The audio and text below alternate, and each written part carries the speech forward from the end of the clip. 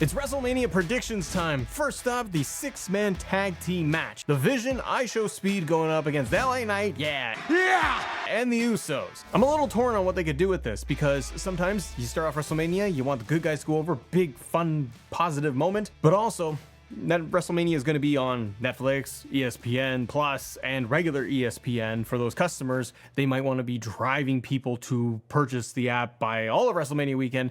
So I don't know. I'm going to say, though, the Usos and LA Knight win. I'm really 50-50 on it because I do feel like they could just have Speed go over with the Vision. They're the tag team champions. But Speed being the most inexperienced person in that whole match, maybe he eats the pin, but he does some really cool stuff during the match. Good guys win. They yeet, they have some fun. Unsanctioned match, Jacob Fatu versus Drew McIntyre. Pretty good build. I hope that we see just a lot of just shenanigans, a lot of weapons, some big OMG spots. They need to really beef up the aggression. Like, I don't want to see just kendo sticks slapped around and them just walking through the arena. I want to see something pretty hardcore with this. My pick is going to be Jacob Fatu.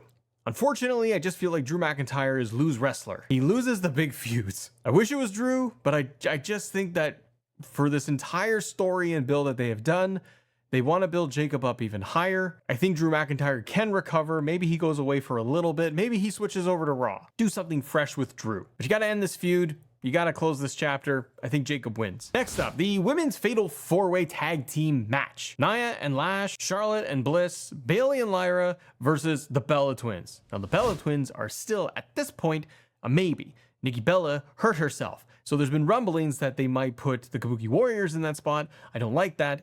Io and Asuka also are not confirmed to be on the card again as of this, maybe by SmackDown or later in the week. They add that match or they change things up for this tag team match. Number one, I have not enjoyed this build. I have really not liked the fact that it has just been trading wins. We're gonna shuffle around every competitor and they're all gonna do one-on-one matches with each other. There has been no interdynamics with the characters. I would love if there was tension between Bliss and Charlotte about can they coexist, or maybe they're getting on the wrong page. The Bellas, again, this kind of injury stuff, so they just kept them off TV, so they feel like they're just not even involved in this. Bayley and Lyra, I don't know, they have good chemistry, and I think they could have worked more and leaned more into their stuff going forward. Feels like nobody has an advantage in this. It's all just been 50-50. I'm gonna say, though, that Bayley and Lyra win, regardless if Kabuki Warriors take the 4th spot of the Bellas or they turn into a triple threat. And honestly, if the Bellas can't make it to the match, I wouldn't be doing this whole like, well, let's insert a different tag team in there just to make it a triple threat tag. Just remove the Bellas from the tag team match,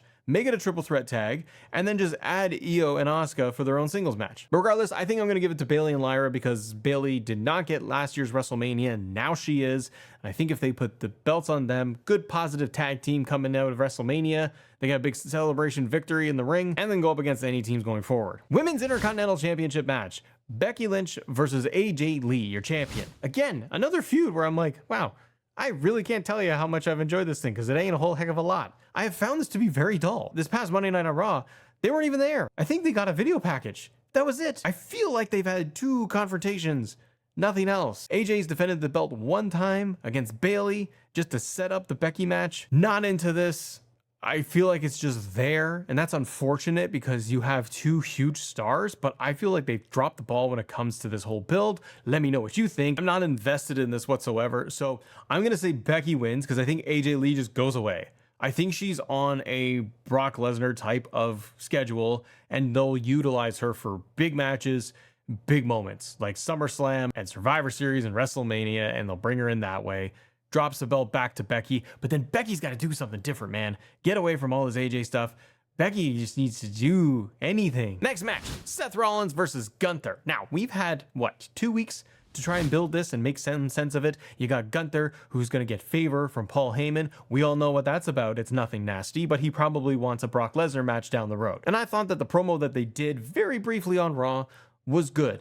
I think it was good enough to get the aggression, the intensity out there, and Gunther highlighting that when Seth was world champion, he never went up against somebody like Gunther. And Gunther saying like, you can't lace my boots. So it's about who's better wrestler. And I'm good with just a classic wrestling match. Give me 20 minutes of this. Let these guys just tear the house down. There's no other story involved. It's all circumstances where Braun Breaker's injured. They couldn't put the Vision story together. So it kind of is what it is. But having said that, I think it's all out of WrestleMania that the kickstart stories for both these guys. Seth with the Vision and Gunther, maybe he goes away or he does revisit Rey Mysterio or somebody else, but then he's kind of making his way towards Brock Lesnar for SummerSlam. Seems like a long way away, but it really comes up quick. So I am going to say that Gunther wins. It could come down to my one prediction in here.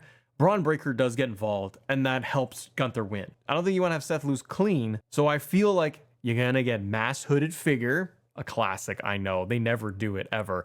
That mass hooded figure is revealed to be Braun Breaker, of all people. Spears Seth Rollins, Gunther gets in there, chokes him out, and Gunther wins. That's my prediction for that guy. Women's World Heavyweight Championship match. Stephanie McIntyre going up against Liv Morgan, who is now a pop star, I believe. She's had a music video for some reason, doesn't flow into anything to do with wrestling or story, but here we are. I also had the segment on Raw where he had Liv just going off the rails, intensity. I thought it was great. Stephanie almost seemed confused though by the end of it though. Like she didn't know what the heck was going on. Little trepidation, little worry from Stephanie McIntyre, which shouldn't be the case. But I love Liv's delivery in all of this. Just lose the chewing gum when you're trying to get so angry. Other than that, I'm good with it. I thought that that really did work because it's been kind of, I don't know, up and down for this match. I've had some moments watching this where I thought this was really good, and then where I found it kind of average. The whole clunking of the heads thing and the concussion, my goodness, that really set it to a new level. But this go home moment segment that they did, I think it did help a lot. It brought the intensity. I'm interested to see who wins. I'm going with Liv Morgan because I think that there's more to do on the other side of WrestleMania when it comes to Judgment Day, Raquel, Roxanne, who could be going for the title? When will Naomi return to the main roster, come back to Raw? And maybe she steps up to Liv at some point. Post-baby, all that stuff. So I feel like they can do more. I don't feel like they did a great job with Stephanie's whole run. I think it's been very mediocre from Nikki Bella and then just a waiting game until we got to Liv Morgan.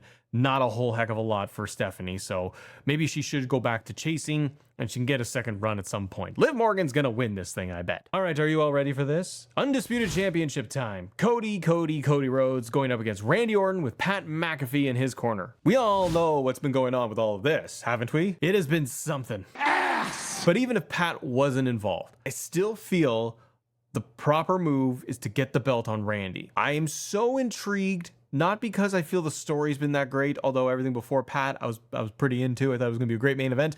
Pat's derailed it. I'm just got a big curiosity of what they are going to do in this match. How will it finish? Does anybody get involved? Is it just going to be Pat? Are they going to do the very pedestrian thing of Pat gets on the apron, tries to help out Randy, Jelly Roll comes out and he makes his way down and he punches Pat McAfee ringside. I don't work here. It evens the odds, but then somehow, someway, Randy still gets the victory over Cody. Pat and Randy raise hands. Pat walks out with the title. That's how I see it. Now, the big rumored match after WrestleMania is the tag team match. Cody and Jelly Roll teaming up against Randy and Pat at Backlash. Feel like that's going to happen. If that is the case, well then, Randy wins, because the whole thing Pat said in his promo was that, hey, if Randy loses, I'm gone. I will never show my face around here ever again. He can't really do that. I know they could write it in a way where he just ignores what he says and shows up the next week. But if Cody does win, this is the thing. Have Cody win, okay, fine. But then what? You've done everything with Cody. You gonna go fight Drew again? Jacob? I don't know what you would do with Cody Rhodes even after Backlash. Let's say you got Cody retaining, they get to Backlash, they do the tag team match. Is it just perpetually fighting Randy and Pat? Is it a Pat-Cody match? What the heck would they do to get to the next chapter?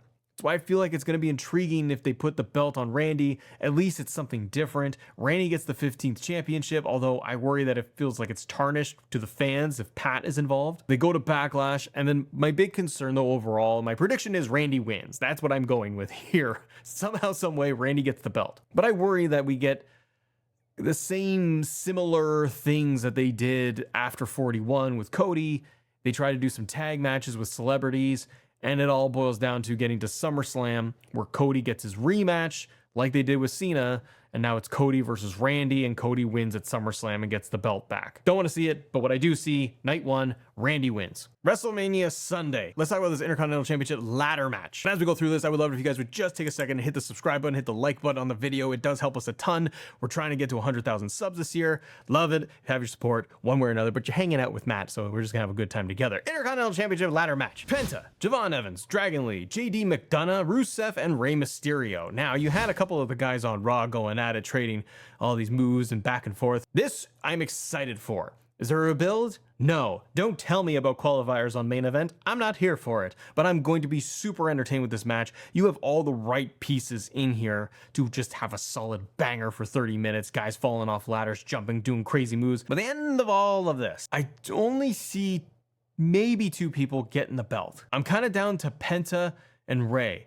Could they put it on Javon? Yes, but I don't feel like they have built his story enough yet. I think he will get there. Does Rey need the Intercontinental title? No, but it'd be a kind of a good moment. And if Rey wins, do you then circle Dom back around to fight Rey? I don't know. So right now, what I'm going to say though is my prediction, Penta retains. I don't think you can have every belt changing hands over the course of the weekend. I really feel like it would be cool if they did Rey, like I said, to get Dom over there and Dom saying he wants his title back. Instant program, do the rematches, but that could happen for like WrestleMania. I think you don't want to just throw that away at like Backlash. So with all the crazy spots and everything we're going to get, I'm going to say that Penta is able to get up there, retains his title, but get the guy in a feud, man. Get him in a proper story with a villain, with a big baddie, somebody that would go up really great against Penta, not just matches on TV. Next match, Oba Femi, Brock Lesnar. This has to be my favorite build, especially after Monday Night Raw and Oba's promo. Hearing him talk, going through it, sounding intense. He's the one. He's believable. He's a main eventer for me. I'm ready for Oba Femi, but this match, out of everything across WrestleMania, I'm a little torn on. I'd love to know what you think, so comment below. Who do you pick and why, Oba or Brock? I am torn because there's what I want to have happen, and then there's what I think WWE will do. So what I want to have happen is Oba wins. You've built him.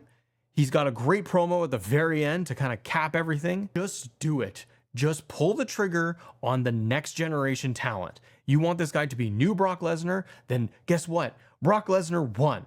When Brock went to WrestleMania, Brock wins. If he wins, he's instantly in main event programs and it's all believable. You have a new star. Now, if he loses, I'm not saying that all that goes away. You can still do it all. And the fans, I think, would still come out of WrestleMania cheering, chanting for Oba, even if he loses. The other side of this for me is that Brock has kind of lost every single week on the road to WrestleMania. Oba has dominated. Sure, there's some pull aparts in there 50-50, but Oba was getting more on Brock Lesnar. And I feel like those are the wins for Oba. And I feel like WWE has a tendency to do this. They don't pull the trigger on these things because they think, we'll do it down the road and it will be better, but then it's not. I can see them having Brock win because it's Brock Lesnar. Maybe he wants to win. Maybe he wants to win his final WrestleMania match. Oba will still look great, but they do it because they're trying to get to the Gunther Brock match, and maybe they want Brock to be having a victory before his final match. I don't like that. So I'm gonna go, I don't want to go with what I think WWE will do. This time I'm just gonna go with what I want. I want to see Oba win. This will be on that first hour of ESPN, the opening match for night 2. It's on ESPN across everything else too, but WWE positioning that match as the opener on night 2. Also an indication to me that, hey, maybe they'll want to do a big splash moment where you got Oba winning. And that way also you get a great crowd reaction. Start off night 2. Let's go with Oba wins. Sami Zayn, Trick Williams, United States Championship match. This one to me is Trick Williams. And I think because we saw the little bits of it on SmackDown with Sami that he's going a little bit more bad. I like that. I think you get Trick to win. Don't need Trick to become a big baby face. Keep Trick doing what he's doing. He's on a great course right now.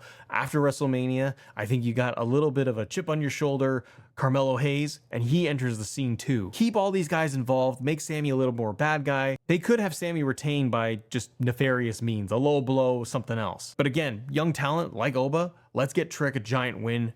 First WrestleMania match, let the guy win. So I'm going with Trick wins the US title. Demon Balor versus Dom Mysterio. Another feud. And I'm like, man, you really kind of went flat with the whole story here, didn't you? Just promos. Judgment Day beat down Finn, then they just have promos after that. One beatdown of Dom to Finn, and then just more promo stuff. They had so much to work with here, and I felt like, man, you wasted so much opportunity. You're bringing out the Demon. It's great that they're going to get the Demon for that entrance and everything. I wish that was a surprise for WrestleMania, but they want to advertise it. Kind of torn on this. Because they like Dom. Dom won last year. I kind of feel like they would have Dom win again. But does Dom beat the Demon? The Demon's supposed to be super powered in all of this. So I'm going to say Finn wins. He got beat down by Judgment Day. Dom can just carry on the way he is. He can just complain that he's like, well, I lost to a demon. That's not fair. So I'll go with superpowered Demon Balor. He wins. Women's Championship match, Jade Cargill, Rhea Ripley. Now they've been trying, I think, to salvage this feud. I try not to be negative here. Like, I like the trick match. I like Oba Brock. There's some other ones on there too that I really do like the builds for. Just a lot of this Mania card, I'm just kind of like, man, you didn't hit a home run here. So Jade and Rhea, just feeling like it's been clunky since day one. Added in BFAB and Michin, all right, fine. Io is still trying to help out Rhea. This feels like we're gonna get Rhea Ripley. My prediction is Rhea Ripley wins the WWE Championship. Don't know what Jade does after that, but I don't feel like it's working anymore. Give me 10, 12 minutes of this, two powerhouses. I think they'll try to put on a pretty good match. I think Rhea can bring her to a good match, but I don't see Jade retaining. I don't see the point, even if they did. She's got her faction. She could have no belt, but she's got a faction afterwards, and she could be a big bully across SmackDown or something. So Rhea wins the belt. Hopefully then you're going to get new matchups. Maybe Bianca comes back. You got a feud there with Rhea. Maybe Io sets her sights and says, you know what, Rhea? I want your belt. And the main event of night 2 of WrestleMania, CM Punk versus Roman Reigns. I am torn on this, and I have liked the build. I have liked it every week. I think that it's interesting that they did things like they brought the Usos in, then kind of drifted them away, and they went off and did their own thing. You've had all the brawls, the power bombs, the shoot promos. You've had a lot in here every single week, and the go home I felt was pretty strong from Punk because it was in a different direction. I thought it was going to be a lot more of the aggression stuff and the big fighting, but they didn't do that. It made me wonder of like what they could really do. And obviously they have two directions. You can have Punk win, you can have Roman win, and they're both going to do different things. I'm a Punk fan. Do I think CM Punk can retain at WrestleMania? Yes, and I think because my just natural instinct is to think, well, Roman's not around very much, so they won't put the belt on Roman. But if Punk wins, I feel that there's not much for Punk to do. They'd have to shake up the rosters a lot because I feel like we've done a lot of things with CM Punk. It just feels that way. And I like Punk more when he's chasing. It's okay to have, you know, the good guy be the champion for a while, but he's had the belt for quite a while. So maybe you do want to shake it up. I'm actually going to say, and I'm probably wrong, but I'm going to say Roman wins because I think there's intrigue in there. Does Roman get the belt and then just disappear for a month here and there? We've lived through all of that. I'm not saying that that was perfect, but I also think that WWE TKO currently are in a spot where they're not hitting home runs. And maybe they think if we put the belt on Roman, we can rekindle that, you know, very popular era of WWE where Roman was on top. Doesn't have to be there every week, but you got the Usos being involved. You can have Roman show up at like Backlash, Money in the Bank, then SummerSlam. You can space it out and make it work, but you'd have to elevate everything else around him to kind of make the shows good. And then when Roman does show up, it is a big deal. And then he's also champion, so it's an even bigger deal. I can see them trying to ride another wave with Roman Reigns as champ. Punk and Chase, Seth, Gunther, Oba. You have a lot of other pieces in there that would want that belt. And also, you come out of WrestleMania and you get to Monday Night Raw, Punk is champion, he celebrates in the ring. Do they just then insert challenger? Is it Oba? Somebody from a different brand? Do they do a draft and they switch it all up? Because I go back to that point of just Punk needs new challengers. And if it's after Roman Reigns, you've hit the tippy top. What else can you really do? I'm interested. Do you get Final Boss in there at all? I don't know. I feel like this is just going to be straight up Roman and Punk. But maybe they'll do something really interesting from a story perspective that goes in a whole new direction. But I'm going to go with Roman Reigns just out of pure curiosity. I also kind of half think that because of all this Pat Punk stuff that they were doing for a bit, maybe they have people switch shows and you could eventually get Pat and Punk in a match. You could kind of see them doing that too. But overall, I'd love to know what you think of the build for WrestleMania, thoughts on the cards. Have they done a good enough job? But if you want to talk more about like Pat McAfee, I know some people don't, but Randy Orton and his story and, well, how he's kind of taken a back seat to everything, click this video right here. Subscribe to the channel if you guys can. Have a great day. See ya.